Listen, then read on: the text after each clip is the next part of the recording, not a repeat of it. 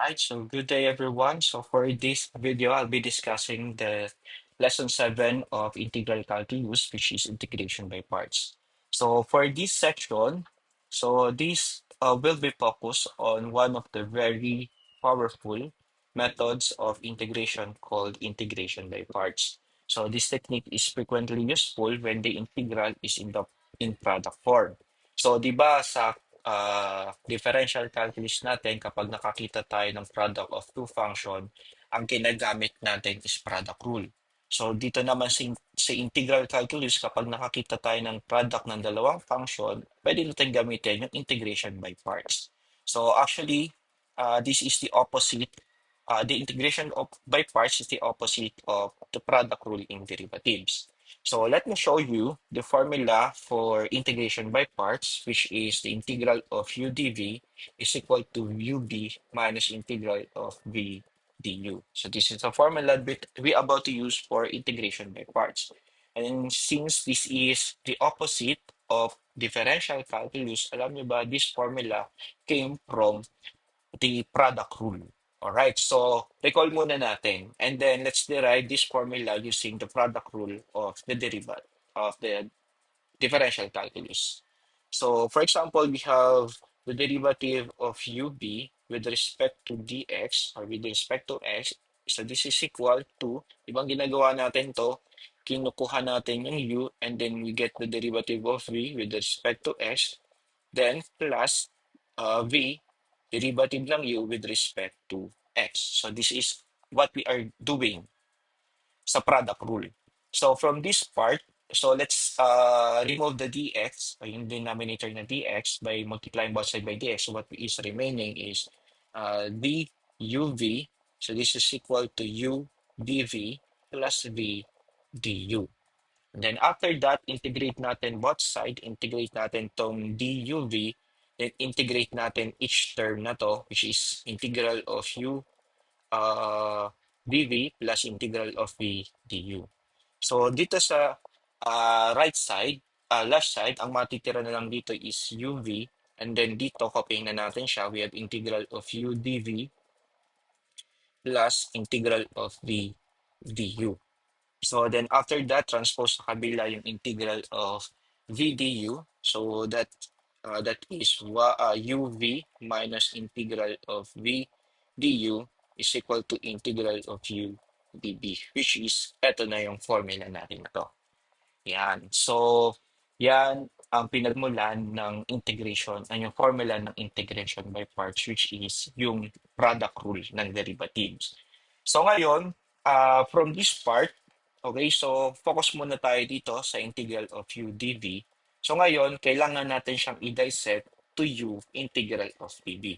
So this is the process that what I am using in integration by parts. So we need to separate the two function which is in the form of u and then integral of dv. So we have u and then integral of dv.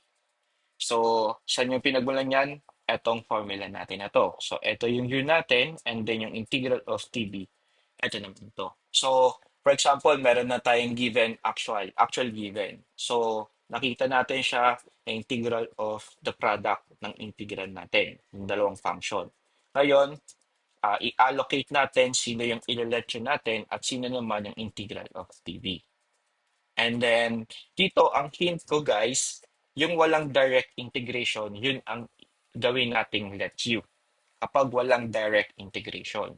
Kasi there are some function like ln, so something like that.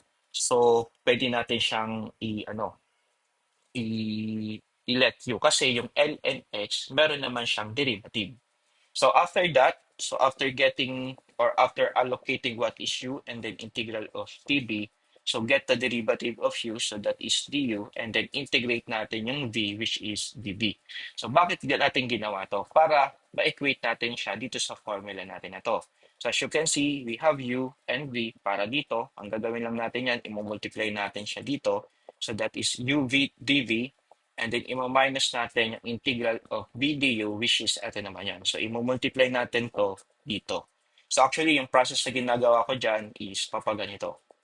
So u times v minus integral of v du. Okay, u times v, then minus integral of v du. So, eto na yung formula natin ngayon. So, yun yung process na ginagawa ko. Alright, so sige, for you to understand, let's proceed with our first example, which is this one. So, we'll have the integral of x cosine x dx. So, tignan muna natin yung function natin na to. Huwag muna tayong dumako sa integration by parts. So, probably, ang una nating maisip natin dito is i-let you yung cosine x, di ba? So, yung parang ordinary substitution na ginagawa natin. So, let u is equal to cosine x, and then derivative ng cosine x, we have du is equal to negative sine x dx. So, ang problema natin dito, we cannot direct substitute cosine x, or we cannot direct use the let you methods for this formula kasi wala tayong sine x dx. Meron tayo x dx.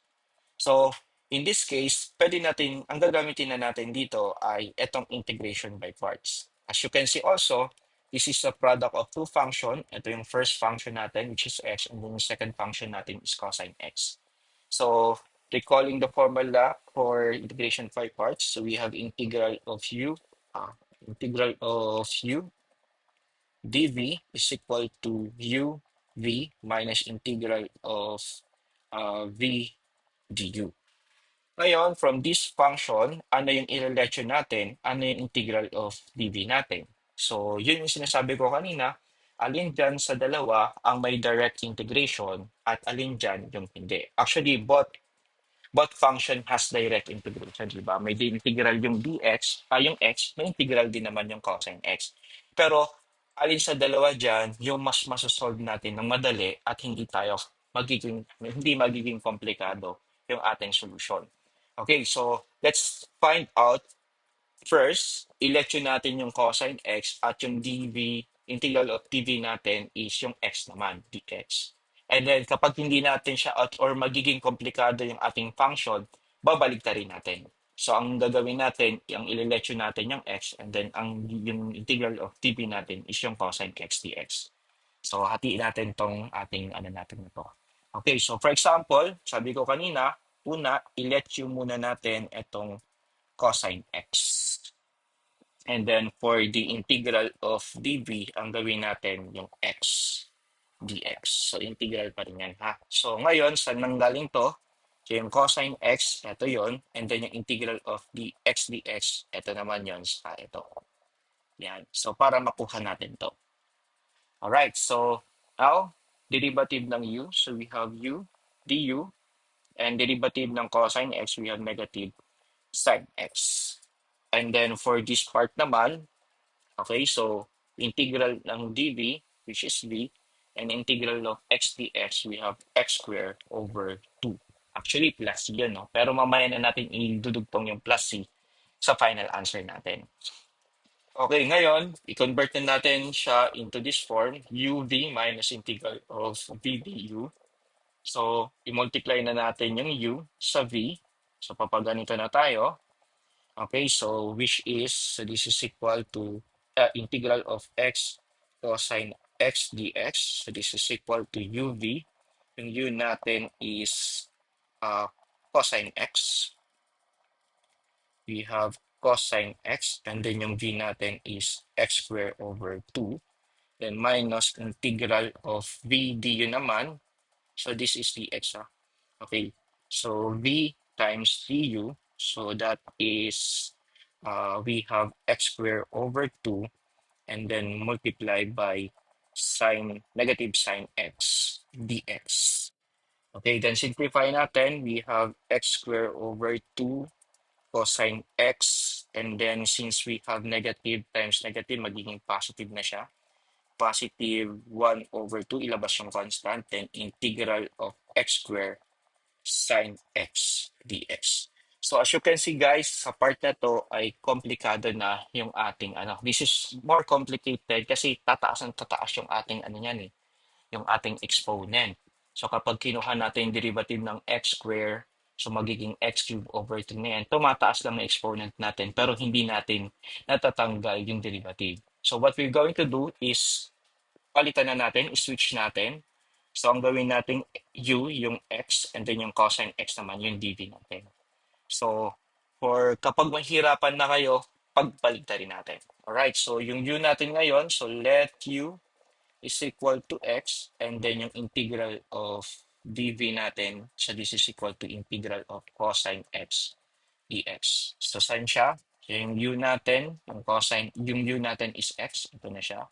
And then yung integral of cosine x natin, ito naman siya, dx. Okay, so now, kunin natin yung derivative ng u. So we have du, derivative ng x, dx. And then integral ng dv natin, so this is v, and then integral ng cosine x dx. So that is equal to sine x. Alright, so applying the process, magpapaganon.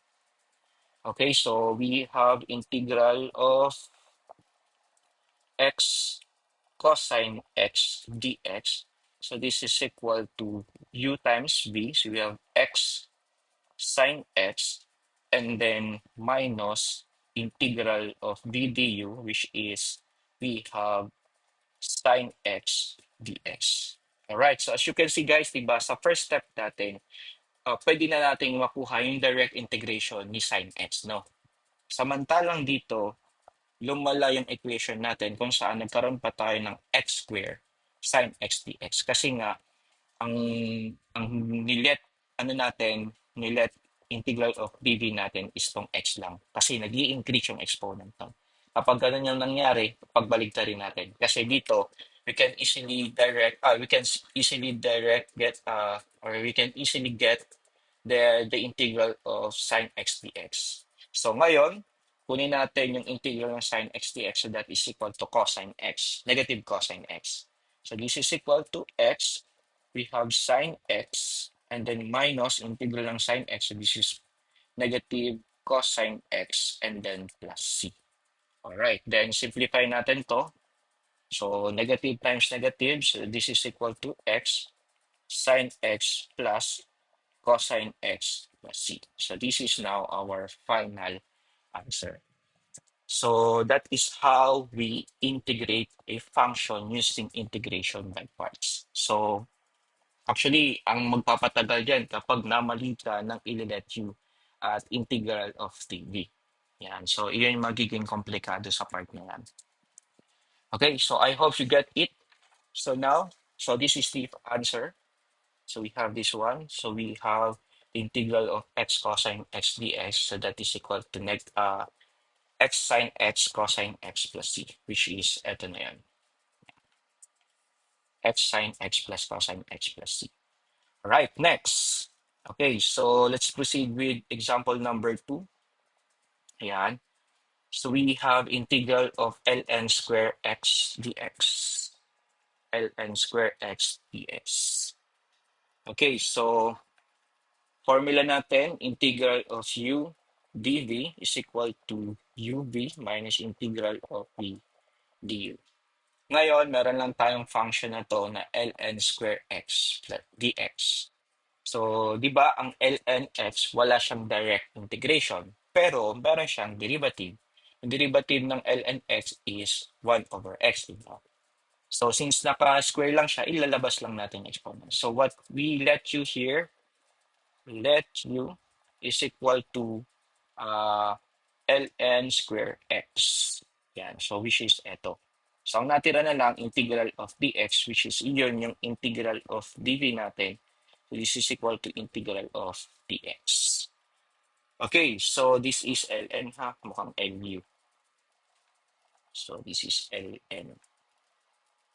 Yan. Okay, so ngayon, derivative natin tong ln square x. So, di ba, nilalabas lang natin yung exponent dito. So, what is here? We have u, du, and then we have 2. And then, di ba, may exponent tayo dyan na ano? May exponent tayo na 2 dyan. So, we have 2, ln x. And then, derivative ng ln x, we have 1 over x. Then, dx. And then integral ng dv. So this is dv. So integral niyan is v. And then integral ng dx is x. So yan yung nangyari. And then applying the rule, ganito na tayo. Alright, so we have the integral. Okay, integral of ln square x dx. So this is equal to uv. So this is ln square x times x. So we have x ln square x, then minus integral of this one. Oh, okay, integral of this one, v, and then du natin. I-multiply lang natin yung x dito. So we have x, then multiply by 2 ln x, then 1 over x, then dx. So yung parenthesis pala ay dito saan. Okay, so kulong natin siyang 1. Okay, so ngayon pwede nating ma-cancel to and then ilabas natin yung 2. So this is equal to x ln square x minus 2 and derivative integral of ln x dx. Okay, so nawala lang yung square, no? So ngayon, ililet yung ulit natin yan applying the integration by part twice. So yung u natin is ln x and then yung integral of dv natin is equal to integral of dx. So derivative ng u, du, derivative ng ln x, so that is 1 over x dx. Integral of dv, we have v, and then integral ng x is x. Integral of dx is x. So, ganun pa rin tayo. Copyhin na natin siya. We have x ln square x, then minus 2, and then we have integral, we have uv. So, we have x ln x, then minus integral of v du. So, we have x, then multiplied by 1 over x dx. So, maka-cancel to. Ang matitira na lang ay integral of dx. So next, so this is equal to x ln square x, then minus 2 ln x, and then plus 2, then integral of dx. So ang ginawa ko dito, dinistribute ko na yung negative 2 of x ln x, and then negative 2 dito, kaya naging positive 2.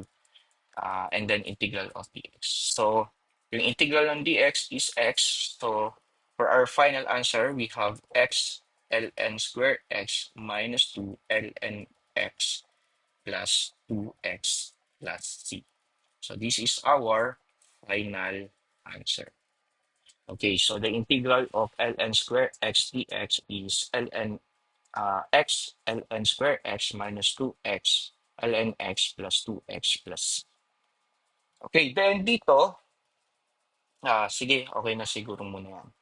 Yan, so this is our final answer. So actually, we can, we can apply properties of logarithmic kapag kinombine natin yan. Pero next time lang yan. Okay, so next, so this is our final answer. So ln x ln square x minus 2x ln x plus 2x plus c. All right, next example, number 3. We have e raised to x sine x dx. Okay, so paano yung gagawin natin dito? Okay, so tignan natin yung dalawang approach ha. Unahin natin i-let yung sine x. Then yung integral of dv natin, yun ang e raised to x natin. Okay, so yung formula natin, integral of u dv is equal to uv minus integral of v du. So una, i-let you muna natin yung sine x. And then, ang integral of dv natin is e raised to x dx. Okay, so derivative ng u du, derivative ng sine x, we have cosine x. And then integral naman ng v dv, so we have v, and then integral of x dx, we have e raised to x. So, yun lang naman yung integral ng e raised to x, no? And then applying the rule, so multiply natin yung u and v. So we have integral of e raised to x sine x dx. And then this is equal to uv. We have e raised to x, then sine x, then minus integral of uh, e raised to x. And then we have cosine x dx. Yan. So, yan yung ating naging equation. And then, as you can see, the integral for the right side is now simpler than 1, so which we started. Okay, so try natin kunin ulit yung derivative nito. Kasi tignan nyo guys, parang umulit ka lang. No? So, e raised to x. So, try natin ulit yung i-letter natin is cosine x naman. Then, ang integral of dv natin is equal to e raised to x pa rin. Then, dx. And then, du is equal to negative sine x. And then naman, we have integral of v. Dv is equal to v. And then, integral of e raised to x dx, so we have e raised to x. Then applying the rule pa rin, so this is equal to e raised to x sine x, and then following the rule, we have minus e raised to x cosine x, and then integral of minus integral of we have, so may ano tayo dito parenthesis tayo kasi may negative tayo dito ha. Okay, minus integral of e raised to x. We have e raised to x multiplied by sine x dx. Okay, then after that, so simplify natin to. So magiging positive na siya, then distribute na natin yung negative side. So e raised to x sine x minus e raised to x cosine x. Then kung magito ay negative times negative, maging positive times negative, minus pa rin tayo doon. So minus integral of e raised to x sine x dx. Okay, then this is equal to integral of e raised to x sine x dx. Sine x dx. Okay, ngayon, kung papansinin nyo, bumalik tayo sa unang equation natin. So, pwede natin gawin, i-transpose dito to. So, mangyari dito, so, magiging positive na siya. So, what is uh, what is next is kapag transpose natin is yung negative integral of x dx or integral of e raised to x sine x dx magiging integral of e raised to x sine x dx, and then ito from negative magiging positive, so plus, so integral of e raised to x sine x dx, and this is equal to e raised to x sine x, then minus e raised to x cosine x. Okay.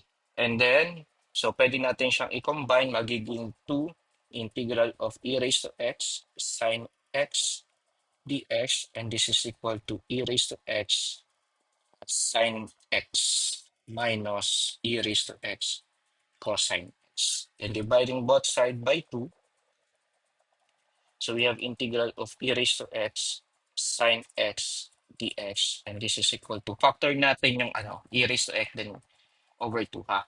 E raised to x over 2, and then we have sine x minus minus cosine x na lang. Minus cosine x. So yun, nakuha natin. This is plus c. So nakuha natin yung integral niyan kapag ang niletso natin is sine x. Okay, so ganun yung nangyari ha. And then ngayon, pagbaligtarin natin. Try lang naman natin. Yung u natin, gawin natin e raised to x, and then yung cosine x, yung cosine x naman, yun yung integral natin of dv. So actually, this is the answer. So 1/2 e raised to x multiplied by sine x minus cosine x plus c, which is ito na siya. Yun nasa baba natin. So ngayon, ano lang natin, paglaruan lang natin, baliktarin natin. Yung u natin, gawin natin e raised to x, and yung integral of dv natin, integral of cosine x dx. Tingnan natin if we will get the same answer. Okay, so actually ngayon ko lang din gagawin to eh. Pero tingnan natin ha. Okay. Bigla ko lang naisip, paano ko magkabaliktad? Since pares naman silang may integral. Integral. Alright, so ang yun na natin is tama no, yung ang e raised to x na. Okay. So let u ay e raised to x tama. So let u is equal to e raised to x, and then ang integral of dv natin is equal to integral of cosine x, sine x pala, sorry. So that is sine x.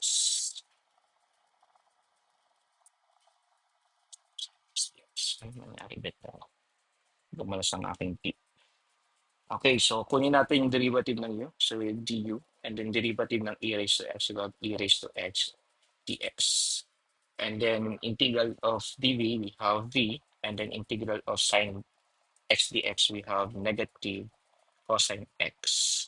Okay, applying the rule, papaganon tayo. So we have integral of e raised to x sine x dx. So this is equal to uv. So we have negative e raised to x cosine x. So inano ko na, dinaretso ko ng multiply yung negative cosine x tapos e raised to x. That's why we have negative e raised to x cosine x. Then minus integral of v du. So we have integral of negative. So gawin na natin ito siyang positive. So positive e cosine e raised to x. So you have integral of e raised to x and then cosine x. Cosine x dx. So ngayon, meron na tayong ganito. Integrate ulit natin siya. Ang election natin ulit is yung e raised to x. So u is equal to e raised to x, and then ang integral of dv natin is equal to cosine x dx. Okay, so yung derivative ng u, we have du, derivative ng e raised to x, so we have e raised to x dx, and then integral ng dv, we have v, integral ng cosine x dx, so that is positive sine x. So applying the rule, so copy mo muna natin yung nasa taas, we have e raised to x, cosine x, then minus cosine x, then minus integral, minus uv na pala tayo. So uv, we have e raised to x sine x, and then minus, ano siya? Positive pala tayo dito, sorry. So plus tayo dito. And then dito pa lang tayo minus. Minus integral of udv, we have e raised to x sine x dx. Yan. So i-rewrite lang natin siya. Tama ba? Wait muna, baka mamali tayo ng sign eh. So ito yung e, negative yung raised to raised to x, negative e raised to x cosine x. Then since plus na tayo dito, ito na siya. And then uv, we have uh, we have e raised to x times sine x. So ito na siya. And then integral naman ng dv du. So ito naman siya. So tama na tayo, no? So i-rewrite na natin siya. So tanggalin na natin yung mga parentheses. So we have x. This is equal to negative e raised to x cosine x plus we have e raised to x sine x, and then minus integral of e raised to x sine x dx. Okay, ngayon, so this is e raised to x sine x dx. So magkamukha siya, saka ito, pwede natin i-transpose sa kabila itong negative e raised to x na to. So, mangyari dyan, I get integral of e raised to x sine x dx. So, from negative, magiging positive, magiging plus, kaya magiging 2. Yung parang ginawa lang natin kanina. So 2 integral of e raised to x sine x dx. And this is equal to, pagbaligtarin na natin yung dalawa na to para nasa unahan yung positive half. Yung e raised to x sine x minus e raised to x cosine x. And then divide natin both side by 2. So matitira e raised to x sine x, integral of e raised to x sine x dx. So this is equal to, i-factor na natin yung e raised to x, then yung 2. So we have e raised to x over 2, then multiply by sine x minus cosine x, then plus c. So as you can see, we have the same answer but two different approach. So magkapalitan yung lecture natin and yung dinidi natin. Kasi pares naman silang may direct integration. So there are some cases kasi na walang direct integration, kaya dun tayo malilito. Okay, so goods na tayo dito. So I hope you understand. So what we did is two different approach, which is yung una, ang u natin is cos sine x, and then ngayon naman, yung u natin is e raised to x. And yet, we come up with the same answer na 1/2 e raised to x sine x minus cosine x plus c. So yun na siya. All right, so next, let's proceed with example number 4. So we have the integral of arcsine. Okay, we have the integral of arcsine x dx. So as you can see, yung function natin dito is arcsine lang. And then we have integral of dx. So tingnan natin yung arcsine na to, may direct integration ba? So wala. Kaya ang gagawin natin, iyon yung ililecture natin. Okay, so applying the rule, the formula, integral of u dv minus ub is equal to ub minus integral of uh, v du. Yan. Alright, so yung u natin is equal to arc sine x, and then yung integral of dv natin, this is equal to integral of dx. So let natin siya. Okay, ngayon, kunin natin yung integral ng u. So this is du. Integral ni arc sine x. So we have 1 over, so square root of 1 minus x squared. And then dx. Derivative ng dv, we have v. And yung derivative ng x, which is x. Okay, applying the rule, ganun tayo. So copyhin muna natin yung given. We have integral of arc sine x dx. So this is equal to uv. So this is x arc sine x, and then minus integral of x over square root of 1 minus x squared dx. Yan. So yun na yung nangyari sa atin dito. Okay, so goods na tayo dito sa arc sine, x arc sine x. So ang gagawin lang natin, integrate natin itong x over square root of 1 minus x squared. So dito, pwede tayo mag-letue. As you can see, kapag niletue natin ito, makakakuha tayo ng x. Yung sa ordinary substitution. So u is equal to, gawin natin 1 minus x squared. Okay, so ang mangyari dito, du is equal to, integral ng 1 is 0. So integral ng x, negative x squared. So this is negative 2x dx. So as you can see, meron tayong x dx dito na pang-substitute natin dito.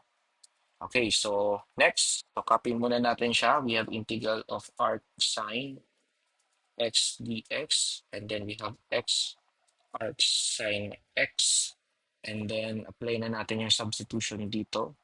So since may negative tayo dito, negative 2, divide natin both sides, so magiging positive 1/2.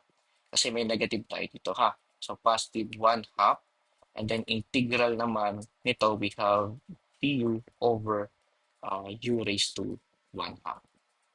Okay, so ginawa ko lang siyang u raised to 1/2, ha? So pero ganun din naman yun. Okay, then integrate na natin tong part na to, yung integral of du over u raised to 1/2. So kapag ang mangyayari dyan, so this is equal to arc sine x arc sine x pala. Copyhin lang muna natin itong nasa baba. R sine x plus 1 half. Then, eto gawin natin, itaas natin siya, magiging integral of negative 1 half du. So, integrated natin siya, magiging positive 1 half, no? Okay, so magpa-plus 1 tayo, magiging u raised to 1 half over 1 half plus c. Okay, and then after that, simplify natin to get the reciprocal ng 1 half. So, mangyari dyan, x arc sine, so plus 1 half, then multiply by 2 over 1. And then, ibalik na natin yung u as 1 minus x squared. So, 1 minus x squared raised to 1 half plus c. So, simplify natin to, makakancel to. So, for our final answer, so we have x arc sine x is plus, we have the square root of 1 minus x squared plus c. So, this is our final answer. So x r sine x plus the square root of 1 minus x squared plus c. So this is the integral of arc sine x. So x r sine x plus 1 plus the square root of 1 minus x squared plus c. Yan. Okay, so I hope nasusundan. So if ever na nalilito, balikan nyo na lang itong video natin, ha? All right, next, example number 5. So actually, I have 9 example here, kaya medyo tulinan natin, ha? All right, so we have the integral of uh, cosecant cube x dx. Integral of cosecant cube x dx. So, tingnan nyo guys, no? Kapag kinuha lang natin yung derivative niya, madali lang siya, no? So, magpa-power rule lang tayo. So, magiging 3 and then minus 1 ka lang sa exponent, magiging 3 cosine square x, then derivative ng cosine x, we have negative cosine x cotangent x. No? Madali lang siya. Pero kapag kinuha mo yung integral niyan, malala. Sobrang malala. Okay, ngayon, i-recall ulit natin yung formula for integration by parts. We have integral of u dv is equal to uv minus integral of u dv, v du. So v dv. Okay, so paano natin gagawin itong cosine cube x? So pwede natin gawin dyan is to rewrite this one kung saan i-factor natin yung isang cosecant x. So, ang mangyayari dito, so i-rewrite natin siya as integral of cosecant x, then cosecant square x dx.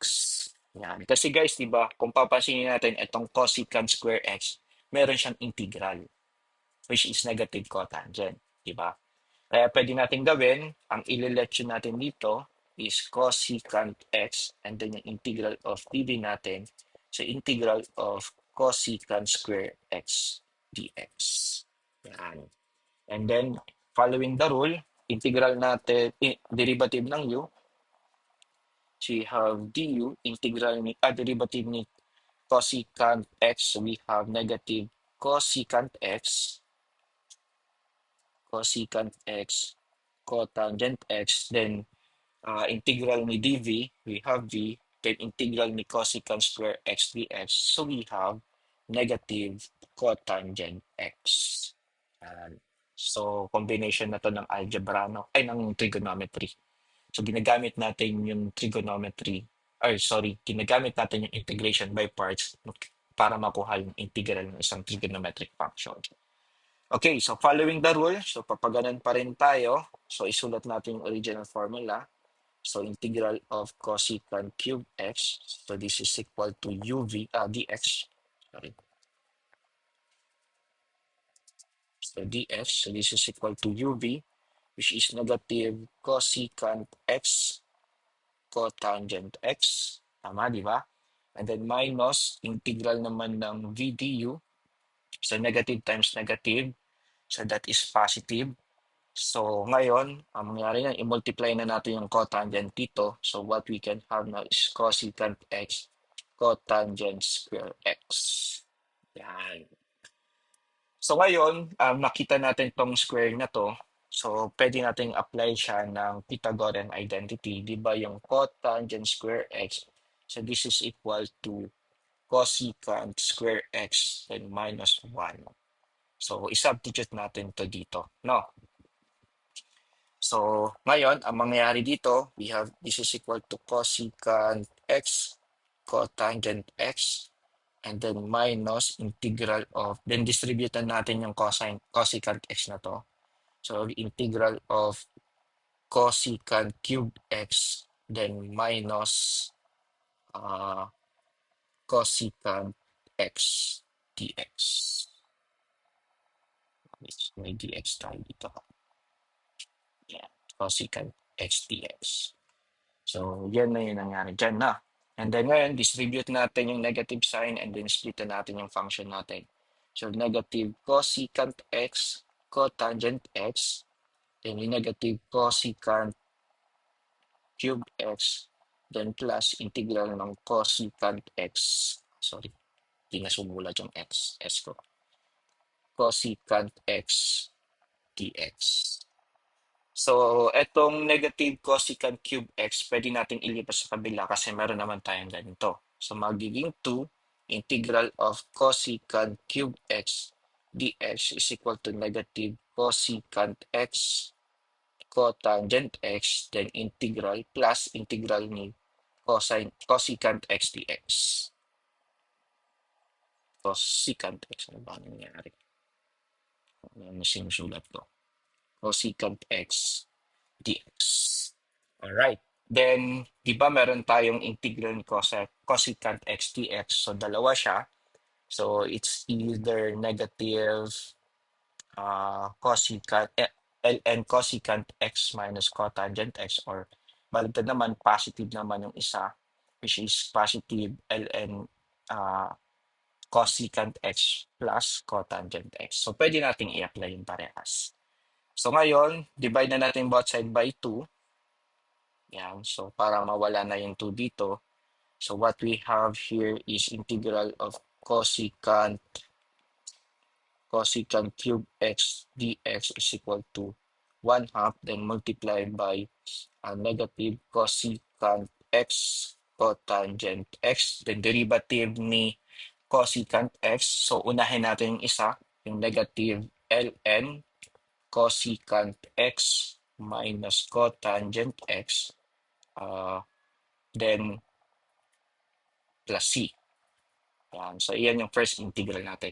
Kung gagamitin naman natin yung isa, yung positive side, so this is equal to 1/2 and then multiplied by negative cosecant x cotangent x, then plus ln of cosecant x plus cotangent x plus c. So, alin sa dalawa ang pwedeng maging final answer? Pwedeng ito, saka pwedeng ito. So, dito sa PowerPoint ko, ang ginawa natin ay negative. Positive, sorry. Positive. So, nilagay lang natin sa unahan.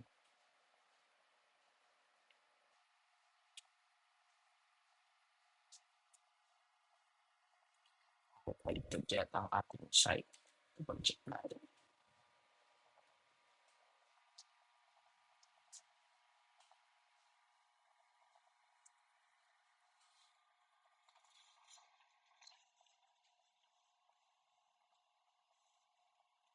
Paligtad yung nakuha nating sign. So, kapag negative, positive yung nasa loob. So, ito, no? Kapag positive, negative yung nasa loob. So, si sign talaga ay medyo komplikado eh. Gamitin. Alright, so I think we have the correct answer already. So 1/2 ln cosecant x minus cotangent x. So then minus cosecant x cotangent x, which is ito siya. Yan. So, ito yung ginamit ko. So, pwede din naman ito. Yan.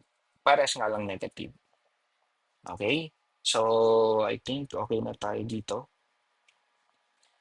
Alright, let's proceed with our next example. Example number 6. So, medyo madami, no? Madami niya. Okay, we have the cotangent square x cosecant cube x and dx. So, integrate natin siya. So, we have the integral of u du, dv. U dv is equal to ub minus integral of v du. So, v du. Okay, so ano yung napansin nyo dito sa ating given? So, medyo komplikado, no? Kasi cotangent square x na cosecant cube x pa. Yan. So, pwede natin gawin dito is i-factor natin yung dalawang cosecant ay yung cotangent x dun yung cotangent square x, no? Or yung tigisang cotangent x then cosecant x. Ulitin natin. I-factor natin isang cotangent x and then cosecant x. So, ang mangyayari dito guys, we have the integral of, kapag pinactor natin isang cotangent x, ang matitira cotangent x na. So, cotangent x, and then kapag kinuha natin isang cosecant x, ang matitira square x naman. Cosecant square x. So, we have cosecant square x. Then yung isa, cotangent x, cosecant x. Then dx. Yan. So, di ba kasi kapag kinuha natin yung cotangent, ang ang derivative niya, kung niletso natin yung cotangent x, yung derivative niya ito. And then kapag kinuha natin yung integral nito, so ang mangyayari doon ay tama. So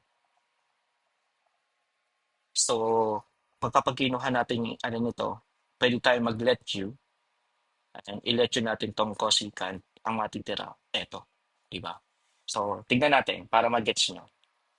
Okay, so pwede natin gawin. So after that, so ang ililetyo natin is cotangent x. And then, ang derivative ng dv natin is eto nung natitira. Yan. So this is equal to integral of cosecant square x. And then we have cotangent x cosecant x dx. Yan. Derivative ng u, we have du, derivative ng cotangent x, so we have negative cosecant square x. And then ngayon, integral ng dv, we have v, and then integral ng part na to. So medyo komplikado dito. So ang gagawin natin, ililetyo natin itong cosecant x. Diba? Kasi cosecant x, kasi ang derivative niyan is ito. So, mangyayari dito sa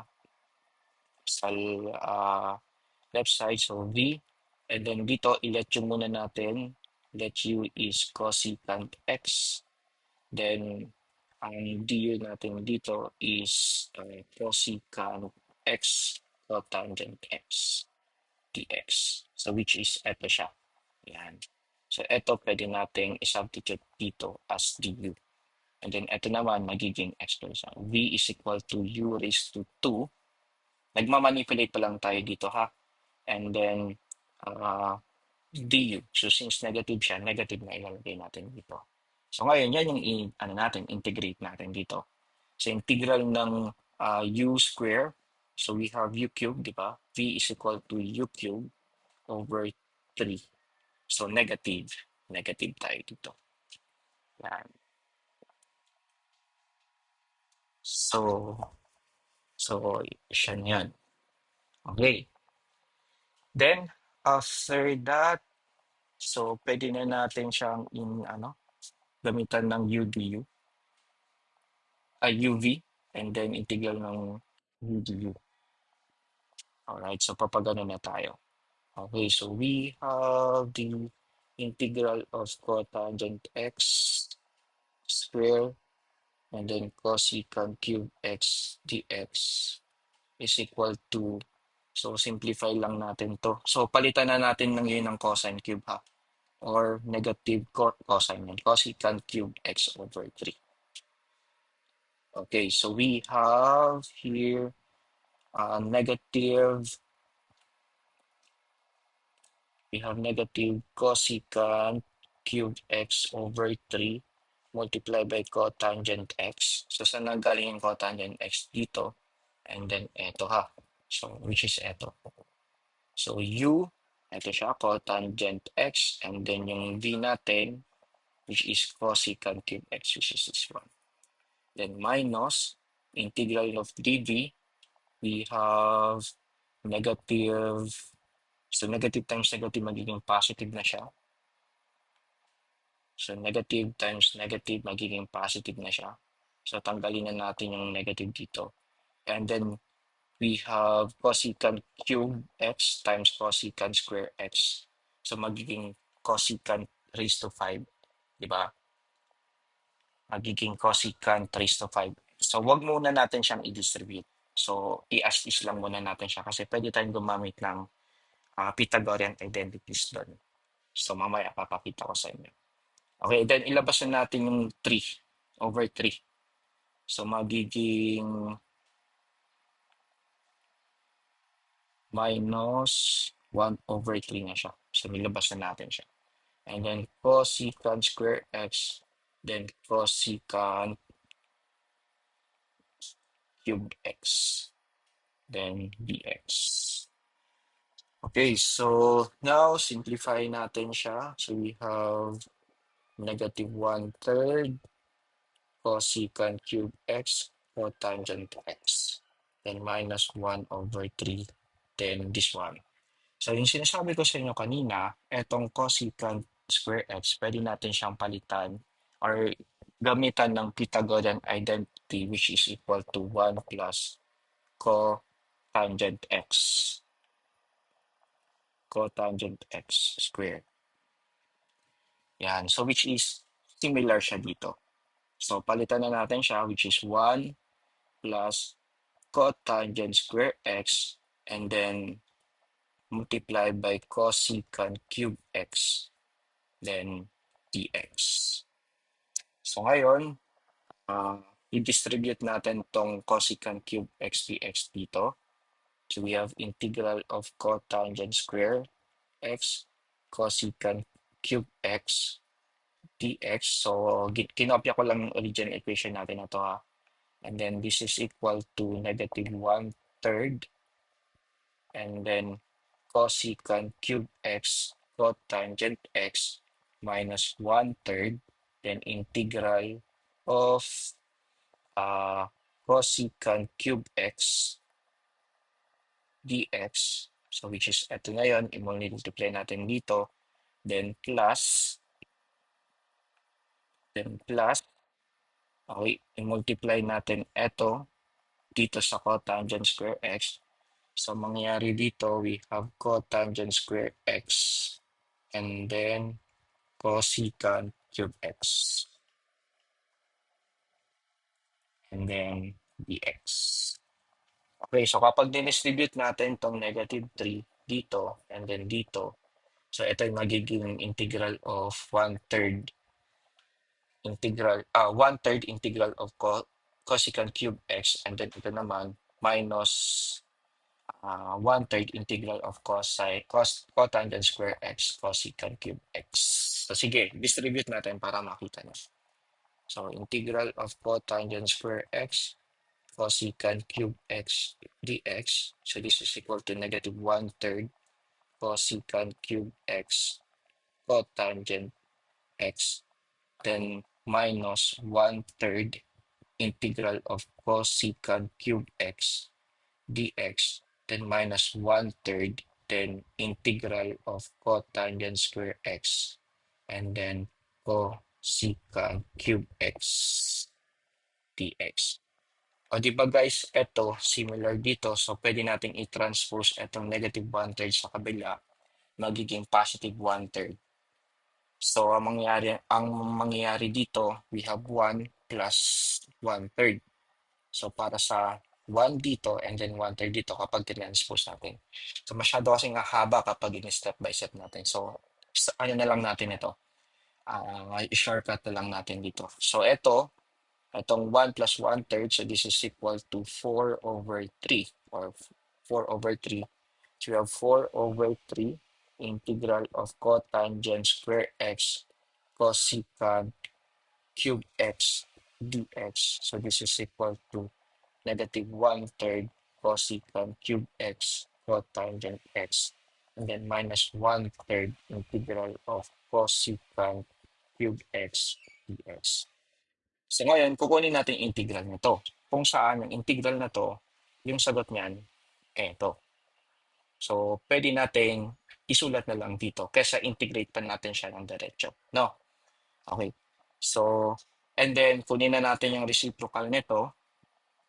So, what we have here, so this is equal to, kapag kinuha natin reciprocal niya, magiging 3/4.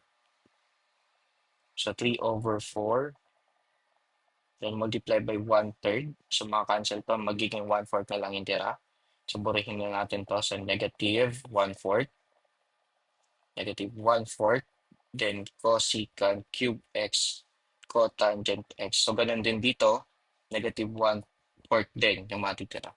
Then integral nito, copyhin lang natin yung sa previous answer natin na to, which is, so this is equal to 1/2 ln cosecant x minus cotangent x, and then minus cosecant x cotangent x plus c. So kapag distribute natin yung fun part na yon, so for our final answer, this is equal to negative 1/4 cosecant cube x cotangent x, and then minus 1/8 ln of cosecant x minus cotangent x, and then plus 1/4 cosecant x cotangent x plus c. So this is our final answer from the given equation natin. So medyo malala talaga siya, no? Sobrang lala siya. Yan.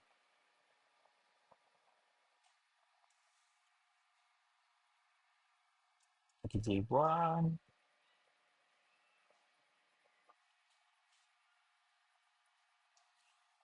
Okay, so double check.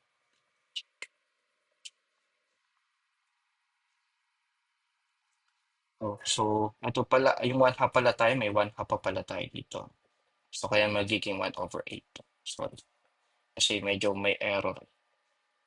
So nakalimutan ko, di ba dito, kailangan nating i-distribute ito. So nakalimutan ko siya. I-distribute dito saka dito. Yan. So kaya ito ay magiging 1/8. Positive 1/8. Yan. So I think we got the correct answer already. Okay, so we have this one. 1/4. Negative 1/4 cotangent x. Cotangent x cosecant cube x. So ito siya. Then next, ito namang 1/8 cosecant x cotangent x. So ito naman siya, so positive 1/8 cosecant x cotangent x. And then for negative 1/8 ln cosecant x minus cotangent x. So ito naman siya. And then plus c. So ganyan kalala yung tag na yan, no? All right, now let's proceed with example number 7. So we have integral of x raised to 4 cosine x dx. So dito, so another method naman yung ituturo ko dito, which is the tic-tac-toe method. Okay, so dito mag-aalat tayo ng u, and then mag-aalat tayo ng v, and then yung sa u, derivative natin, yung v naman, integrate natin. So ngayon, we have u, and then yung v. So dito, derivative, and then dito naman, integral. Integral. So, yung iu natin dito, yung magiging 0 sa dulo, no? At yung integral naman natin, yung remaining. So basically, yung nililetsyon natin, yung algebra kung saan mag-equate siya sa 0.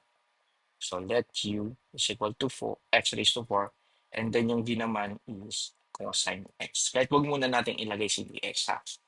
And then ngayon, ang gagawin natin, kunin natin yung derivative ng x raised to 4 hanggang maging 0. So magiging ito ay magiging 4x cubed. Then derivative natin siya. So we have 12x squared. Derivative ulit natin siya. We have 24x. Derivative ulit natin siya. We have 24. And derivative natin siya hanggang maging 0. And then for the sign, so we have alternate yun. Isang positive, isang negative, positive, negative, positive. So make sure na nasa pagitan siya nito ha. Yan. Nasa pagitan siya ng dalawa na to. Yan. Okay, then kunin natin yung uh, integral naman ni cosine. So integral ni cosine x. So that is positive sign, di ba? Positive sin x. Then itatapat natin siya dito. And then integral sign, we have negative cosine x. Negative cosine x. Then integral ng negative cosine x, we have negative sine x. And then we have integral ng negative sine x, we have positive cosine x. And then integral naman ni cosine x, we have positive sine x. So, positive sine x. Yan. So as you can see, tapat-lapat lang siya. And then ngayon sa tic-tac-toe, ang gagawin lang natin siya, papaganan lang siya. Yan, i-multiply natin siya as is. Papaganan. Okay, so unahin natin. So multiply natin tong cosine x raised to 4, then sine x. So this is equal to x raised to 4 sine x. And then multiply naman natin to. We have 4x cubed multiplied by negative cosine x. Then negative times negative magiging positive. So magiging positive 4x cubed cosine x. And then after that, ito naman. So we have 12x squared multiplied by negative sine x. So this is negative 12x squared, then sine x. Then after one, ito naman. So we have 24x times negative cosine x. So we have negative 24x cosine x. And then last one, this one, we have positive 24 sine x. 24 sine x. So this is our final answer. So ganun lang si tic-tac-toe. So 4x, x raised to 4 sine x plus 4x cubed cosine x minus 12x square sine x minus 24x cosine x plus 24 sine x. Okay, ganun lang kadali si tic-tac-toe method. Okay, another thing. So another example for tic-tac-toe. So ito yung final answer dyan ha. Okay, next. So try naman natin to using tic-tac-toe. And then as you can see, you have the integral of x cubed e raised to x dx. So we have u and then v. Ang u natin is x cubed. And then yung v natin is e raised to x. And then i-ano natin siya, solve natin simultaneously. Papagana na. So we have plus, and then in derivative ng x cubed, we have 3x squared. Integral ng e raised to x, so e raised to x. Then minus, derivative ng 3x squared, so we have 6x. And then integral ng e raised to x, e raised to x. Next, plus, okay, derivative ng 6x, so we have 6. And then integral ng e raised to x, so we have e raised to x. Then minus, derivative ng 6, we have 0. Then integral ng e raised to x, so we have e raised to x. And then tic-tac-toe tayo, papaganan pa rin tayo. So we have x cubed, e raised to x. Then papaganan naman. So we have negative 3x squared, e raised to x. Papaganan siya, multiply natin. So plus 6x e raised to x. Then minus 6 e raised to x. So this is our final answer for the tic-tac-toe method. So, dito pwede yung then plus C pala ha. Huwag niyong kakalimutan yung plus C. May plus C ba tayo sa dulo dito? So, mali pala tayo dito kasi walang plus C. Yan. So, mag-plus C tayo. Alright, so that's the answer for this one. So, pwede niyo dito i-factor out yung common factor natin na e raised to x. So, e raised to x, then multiply by x, 3x cubed minus 3x squared plus 6x minus 6 and plus c. So, another answer. So, either of the two can be correct answer. No? Okay, then last one. So, we have this one. So, integral of arc sine x over square root of 1 minus x squared dx. So, gagamit pa rin tayo dito ng integration by parts. Yung formula natin, integral of u dv is equal to uv minus integral of v du. Okay, so again, yung ilelection natin, yung walang direct integration, so which is yung arc sine x. So, yung u is equal to arc sine x, and then yung integral of dv natin, so this is equal to dx, integral of dx over square root of 1 minus arc minus x squared, square root of 1 minus x squared. Then, kunin natin yung derivative ng u. We have du, derivative ni arc sine. So, this is 1 over square root of 1 minus x squared, then dx. And then, integral ng dv, we have v, and then integral of dx over 1 over square root of 1 minus x squared. So that is arc sine, di ba? So, arc sine x. So, yun. Apply natin yung rules kapag ganon. So, we have the integral of arc sine x over square root of 1 minus x squared dx. So, this is equal to uv. So, we have square, no? Arc sine x, then multiply by arc sine x. So, that is arc sine x, then square. Okay. And then minus integral of d du. So we have arc sine x over square root of 1 minus x squared dx. So as you can see, this one is similar to this one. So ilipat lang natin yun, magiging 2. So we have 2 integral of arc sine x over square root of 1 minus x squared. So this is equal to arc sine x raised to 2. And divide both side by 2 para makancel yung 2 dito. So for our final answer, we have integral of arc sine x over square root of 1 minus x squared. So this is equal to arc sine x raised to 2 over. So this is our final answer for the given. Or pwede nyo i-factor out yung 1/2. And then we have arc sine x raised to 2 plus c. So c plus c, nakakalimutan palagi. Ano? Okay. So mamamali tayo ng safe dyan. So either of the two could be your correct answer. All right, so this is the end of my presentation. So thank you for listening. And for the next topics, we have the integration by substitution. So one is for the algebraic substitution, and then the other one is the trigonometric substitution. So thank you so much. God bless you all.